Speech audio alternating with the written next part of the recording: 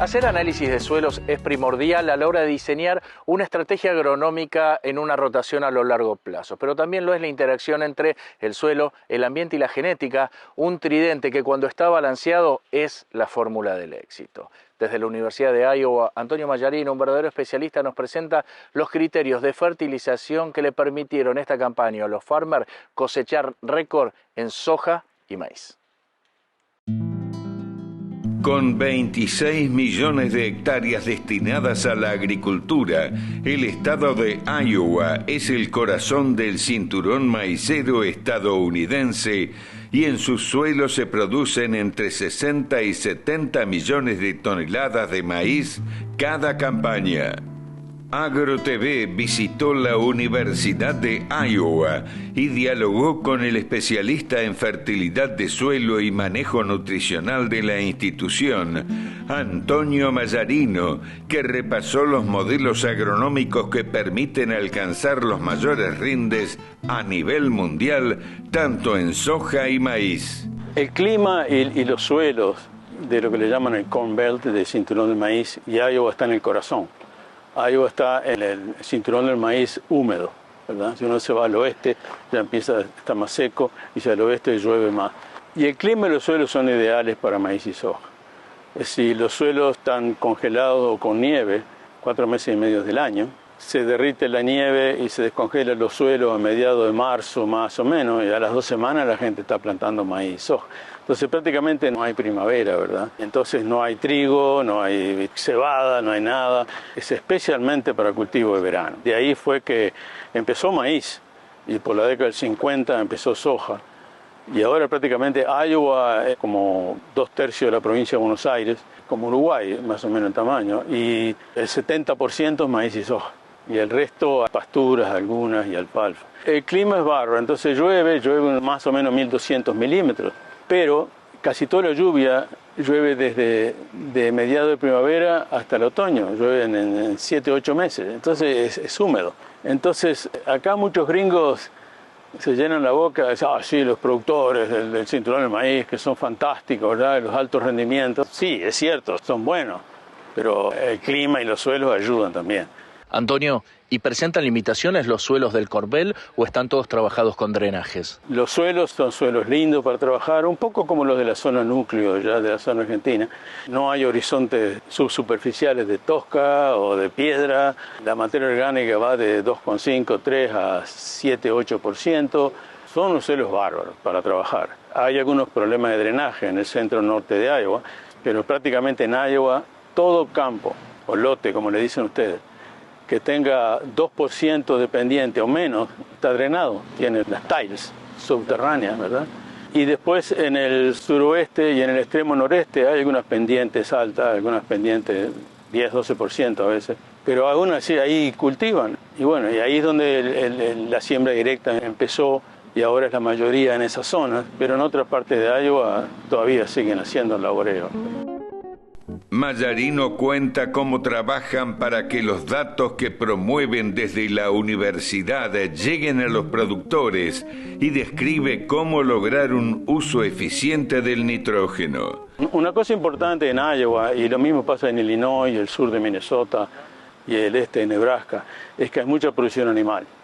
En confinamiento, hay algunas zonas de pastoreo en el oeste y en el sur, pero la mayoría en confinamiento, entonces feedlots.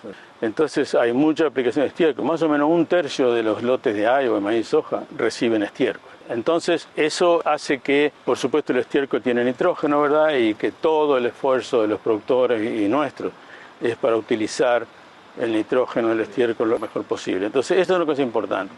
Pero hay muchos campos que no usan estiércol. Entonces el problema del nitrógeno es que estamos en una zona húmeda.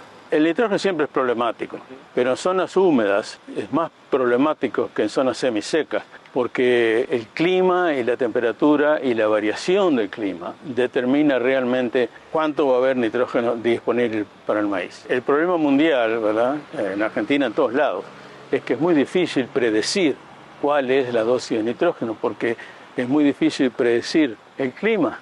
Y acá en Iowa el maíz se planta más o menos de mediados de abril a mediados de mayo, esa es la época ideal. Ahí es donde llueve más, es en abril, mayo hasta mediados de junio. Es suficiente, ¿verdad?, que haya 100 milímetros más o 200 milímetros más de lo normal o menos, que ya ahí te cambia todo. Es imposible predecir. Entonces, debido al clima, debido a los suelos, la mayoría de los productores aplican el nitrógeno antes de la siembra, ya sea en el otoño, antes que los suelos se congelen, o en la primavera, ¿verdad? Pero la mayoría prefiere el otoño, especialmente el estiércol, porque el otoño después de la cosecha no llueve mucho, es el ideal para trabajar en el campo. ¿Y cómo están ajustando las dosis de nitrógeno en el manejo de los farmers en los Estados Unidos? ¿Están pecando por exceso? ¿Cuál es el impacto que hay en el sistema? La lucha nuestra y de los productores es ver cómo determinar una dosis aproximada para poner antes de la siembra, ¿verdad? Ya sea mirando el suelo, mirando la lluvia o mirando datos de los últimos años. Y aplicar una dosis conservadora. Y después el ideal es venir después de la emergencia, a B5, B6, y suplementar si es necesario. Esa ha sido la lucha, pero no lo quieren hacer. La inmensa mayoría de los productores no lo hacen. Entonces, por eso tenemos los problemas de exceso de nitrógeno, porque la filosofía de los productores de acá es al revés que en Argentina. El riesgo que ellos quieren correr es de poner de más, no quieren poner de menos. Y lo mismo pasa con el fósforo, por ejemplo.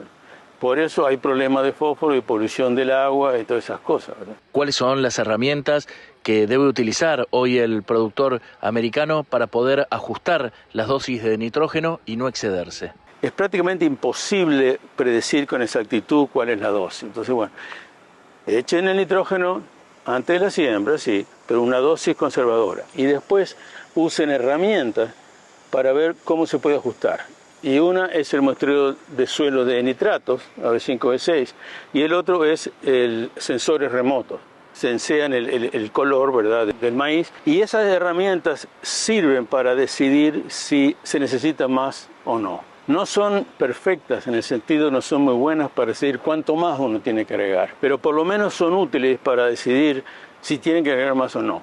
La inmensa mayoría de los productores y de los consultantes no quieren sacar muestra del suelo de 5 de 6, dicen que no tienen tiempo, y los sensores remotos empezaron, a avanzar muy rápido hace como unos 10, 12 años, pero después como que se estancó, como es una cosa que no ha avanzado demasiado. Y se han hecho esfuerzos, gran parte de los esfuerzos de extensión es justamente trabajar en estas dos técnicas o modelos o algo, ¿verdad?, que permita hacer ese ajuste, ¿verdad?, después de la emergencia.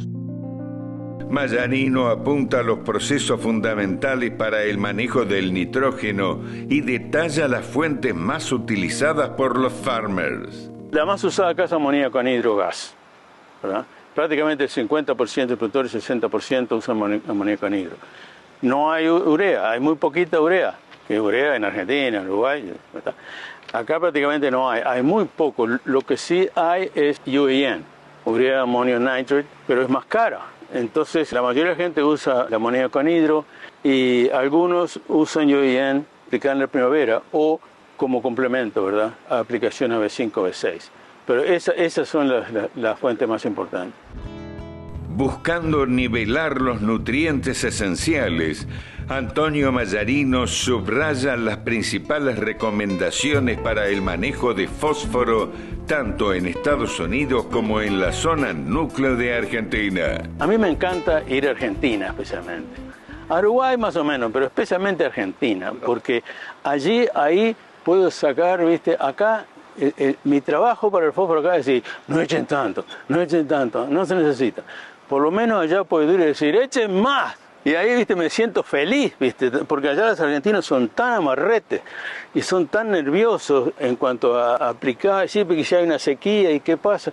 Digo, pero mire, con el fósforo o con el potasio, salvo en el norte de Argentina o alguna zona de Brasil, suelos de basalto, suelos tropicales, no hay mucha fijación de fósforo. Entonces uno puede echar fósforo y si hay una sequía, está, sí, bravo, pero va a estar para el año que viene.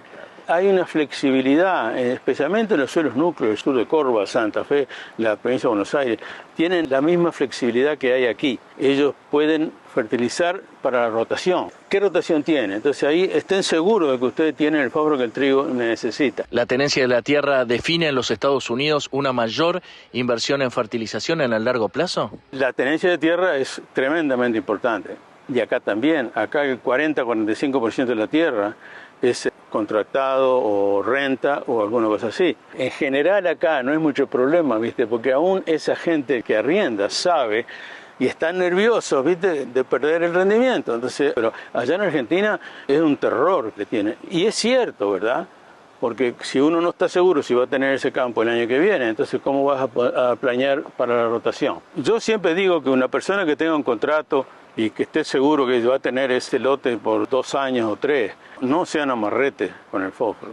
Con el nitrógeno sí tienen que tener cuidado, especialmente en la zona húmeda de Argentina, porque si aplican de más, es como acá, se va, sí, salvo en zonas secas donde puede quedar ahí un tiempo. Con el fósforo y por el potasio, ¿verdad?, uno puede tener esta flexibilidad y puede decir, no voy a tener miedo. Ahora, yo entiendo, cuando yo me crié, arrendamos, tenía un tambo, y nunca estábamos seguros si íbamos a tener el campo el año que viene o no. Así que yo entiendo muy bien el problema.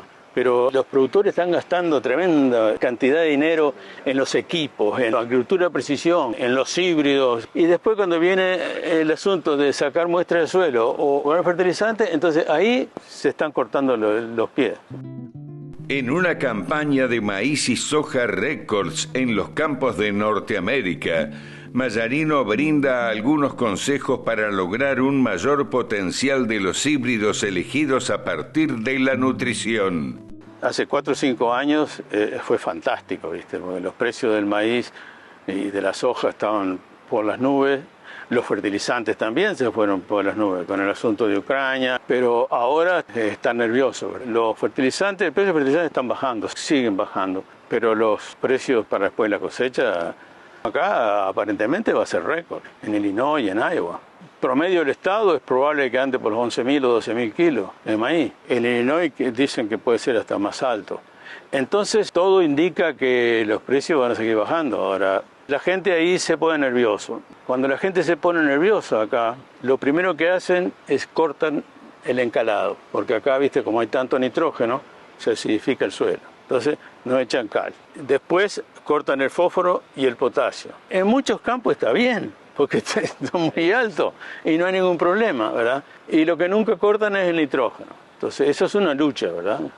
Porque la deficiencia de nitrógeno se ve, ¿verdad? La deficiencia de fósforo y potasio no se ve. Pero si el productor acá de Iowa y de Illinois, ahora, por ejemplo, ya empieza a ver que hasta la mitad de la planta ya hay hojas amarillas, ya les dan un infarto.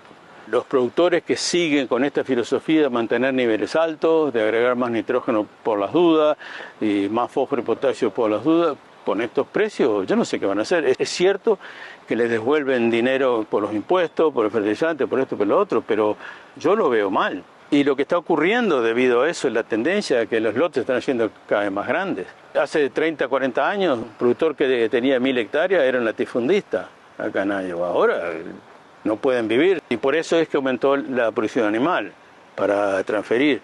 Por eso es que hay como 10, 15 plantas de etanol en Iowa, ¿verdad?, que están usando el maíz para producción de etanol. Si no fuera por la producción de etanol, sería un desastre total, como en 1980-82, que fue horrible. Con gran experiencia en los manejos agronómicos de los farmers, Antonio Mallarino ha visitado Argentina y está conectado con lo que sucede productivamente en nuestro país.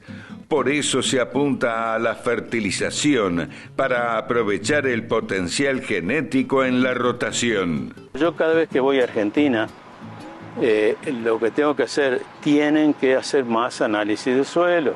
Yo sé que es más caro que acá, pero tienen que invertir. Tienen que usar este asunto de pensar en la rotación, usar todas estas nuevas tecnologías de una manera eficiente, ¿verdad? Y no tener miedo a la aplicación de fósforo y de potasio. El potasio está empezando en el este de Argentina, en la zona de Entre Ríos, por ahí están empezando, ¿verdad? En otra parte no, pero tienen que hacer lo más posible de estar arriba, ¿verdad?, del campo, no manejarlo desde Buenos Aires. Tienen que estar ahí tratando de optimizar el uso de los recursos. En general los productores argentinos son iguales que acá, que en todos lados. Ellos están buscando el híbrido mejor de maíz, o la variedad mejor, ¿verdad? Y la pagan sin problema, ¿verdad? La cosechadora mejor, y el tractor que lo tiene que cambiar, y la camioneta, ¿verdad? La chata, viste, que tiene que cambiar. Pero cuando viene el asunto de invertir en análisis de suelo, invertir en tiempo para el manejo, no lo hacen o no lo hacen como debería. Yo sé que es difícil, pero en mi opinión eso es lo que tiene que hacer.